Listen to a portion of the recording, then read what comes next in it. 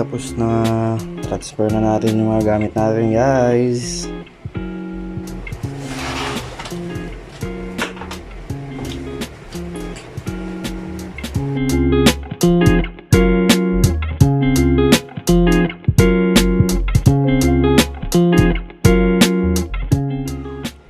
So yun guys, nailipat na natin yung mga gamit natin mula dito sa legendary nating bag. Yan, makikita nyo wala nang natira kasi